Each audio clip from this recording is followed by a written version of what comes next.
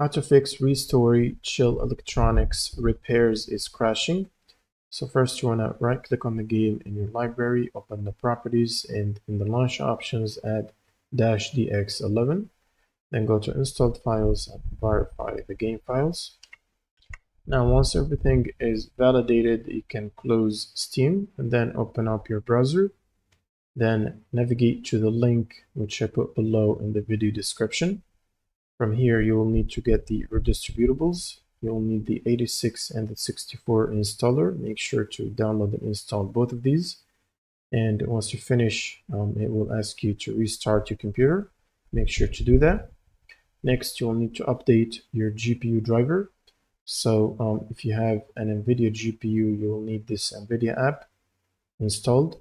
Then go to drivers, check for updates, and download and install the latest available update.